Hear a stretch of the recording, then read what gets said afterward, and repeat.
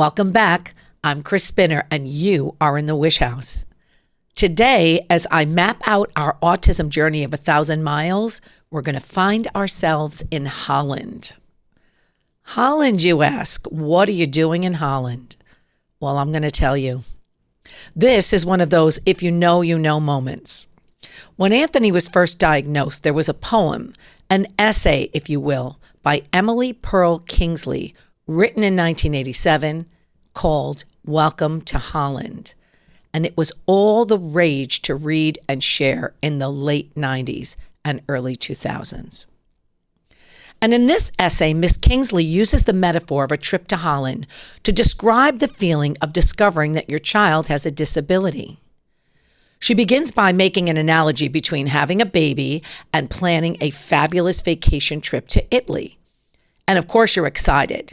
You buy guidebooks and you make your plans and you get yourself all ready to discover all of the wonderful things that you're going to do and find on your trip to Italy. You learn some of the language, and after months of anticipation, you board your plane. But you soon find that the plane has landed in Holland. And you're very confused and question why you're in Holland when you're supposed to be in Italy. There's a line in the essay that says, "There's been a change in the flight plan. They've landed in Holland, and there you must stay." And she goes on to describe Holland as not the place you want to be, but it isn't a horrible place. It's just a different place. Then she goes on to say that now it's time to go out and buy new guidebooks and learn another language and meet a whole other cohort of people that you wouldn't have met had you landed in Italy. And you find that being in this different place isn't as exciting or as fast-paced as Italy. But once you've been there a while and you look around, you begin to notice the beautiful things about Holland, tulips and windmills. And as the story finishes, she reminds you that everyone else you know has gotten to Italy. And they're always bragging about what a wonderful experience it was. And you find yourself saying, I was supposed to go there. She mentions that the pain of that loss of not getting to Italy won't ever go away because the loss of that dream is significant to you. But she ends with a quote. "But if you spend your life mourning the fact that you didn't get to Italy, you may never be free to enjoy the very special, very lovely things about Holland." So, of course, Holland is the experience of finding out that your child is disabled. And that will, of course, take you in a completely different direction than you had planned on going. I have to say, 30 years in, I don't feel pain that hasn't ever gone away. I think I acclimated to Holland and began accepting that I was in Holland once we began ABA therapy. I knew Anthony had autism and I knew it wasn't going away. Well, honestly, maybe there was a small part of me that thought he could be recovered, so to speak, but 90% of my brain accepted Anthony's autism. And then the new focus became giving him the best possible outcome, giving him the best possible quality of life. I was determined for him to have the childhood I always wanted him to have. I was determined to give him a typical childhood, and that would take work.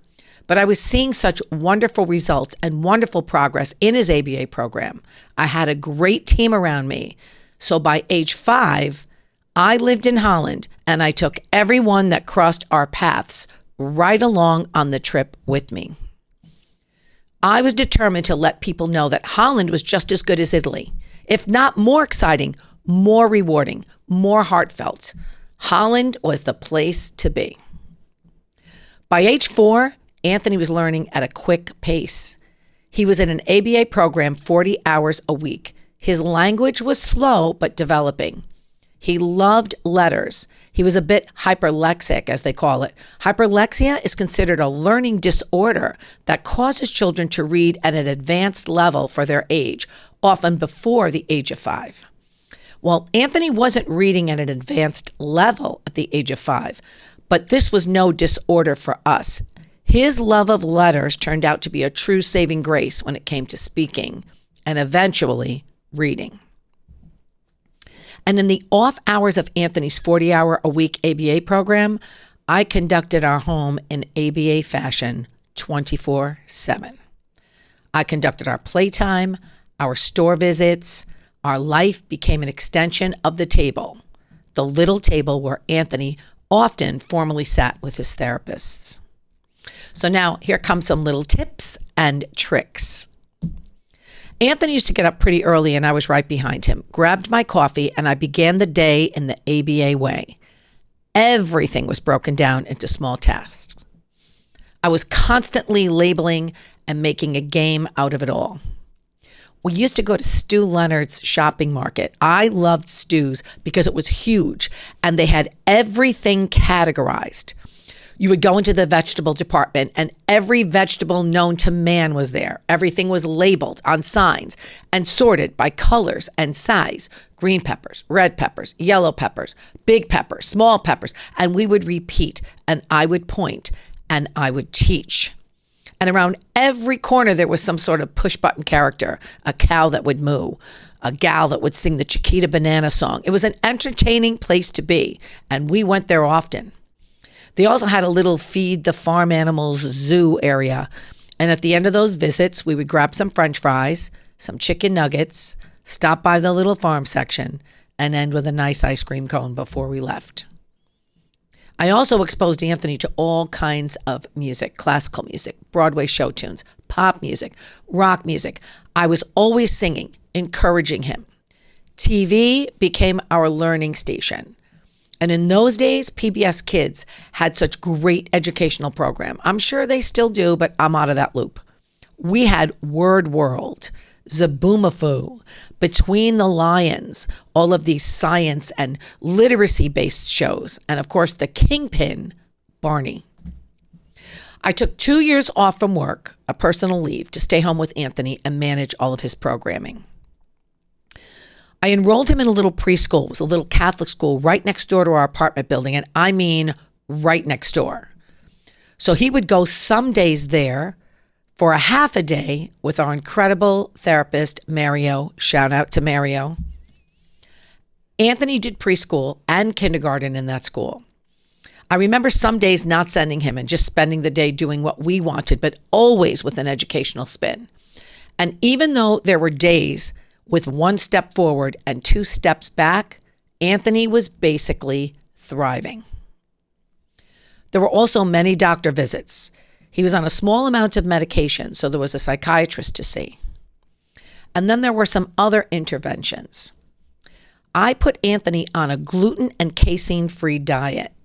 It was called the GFCF diet. I'm sure it still is. After I read a book called Unraveling the Mystery of Autism and Pervasive Developmental Disorder, a mother's story of research and recovery. And there's that word again, recovery. It was bounced around a lot in the late 90s and the early 2000s. And the reason why 10% of my brain was still pushing, if at all possible, towards some sort of recovery. But the gal who wrote the book, Karen Cerusi, told the story of actually curing her child from autism by these non-medication treatments, the core of which was the removal of casein and gluten from the diet. The GFCF diet was also reported to change focus and help children access the experiences of life better. And I was all about that. So we dove in. Anthony's diet was already limited, total hallmark of Anthony and other kids on the spectrum back in the days when Anthony was first diagnosed. I remember that one of the things that Miss Cerusi said was that the children would present by only eating sleeves of crackers, French fries, and drinking gallons of milk. I remember seeing that in print and it jumped out at me because that was Anthony. So after reading the book, this intervention seemed logical to me. And I kept Anthony on the GFCF diet from the time he was about 4 until the time he was 7. And around the age of 7, I noticed when he would have diet infractions, I felt that his behavior, his focus, and his all-around demeanor wasn't changing all of that much. But in the early days, I noticed if we had a diet infraction, if he ate something that was off the GFCF plan, I could see a notable difference in his focus and in his behaviors. It sounds very limited, but it wasn't for us. And Anthony was able to eat many things, but what was difficult was trying to find gluten-free foods in 2002. Now they're everywhere you look. In our day, we had to order from special catalogs, mostly from overseas vendors. Another intervention, I consulted a pediatrician who cared for children with neurodevelopment disorders. She worked as a nutritionist. She was also able to prescribe supplements and vitamins, and that seemed non-invasive and healthy. And I felt it was a great piece to his developmental puzzle. And we saw that doctor until Anthony was way into his teens. So for us, an ABA lifestyle, supplement vitamins, and the GFCF diet were our choices of intervention. And in those days, with autism on the rise, or at least becoming more of a focal point, more awareness of autism was out there. Many parents researched all different kinds of protocols, practices, and treatments. But those three were the ones that I stuck with. Didn't seem invasive, and they worked for us. It was a lot of extra work and added great detail to everyday life, but I saw results. 4 years old, and Anthony's language was beginning to come in. He was able to have small back and forth conversation. It almost sounded like he wasn't a native English speaker, lots of jumbled words, but it was beginning.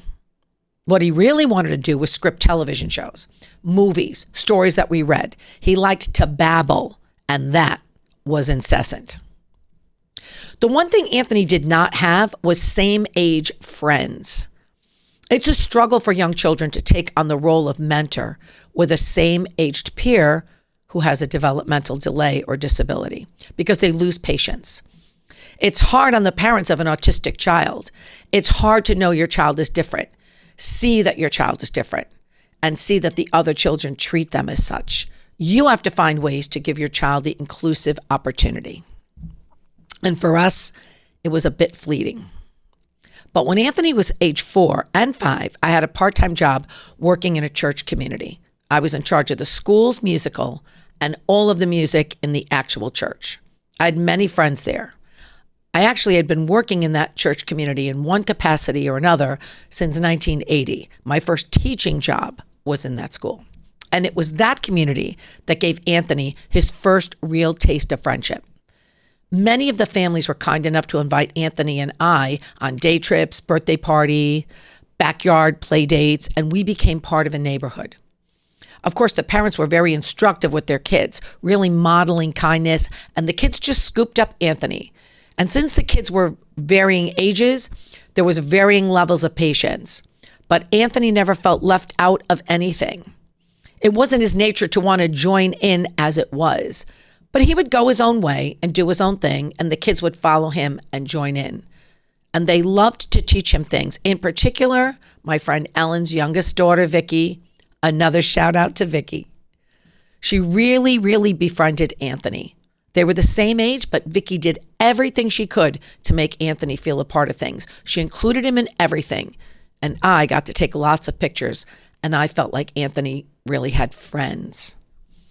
And the kids were great about having me always peripherally hovering around to manage Anthony and his hyperactivity and his not always understanding things.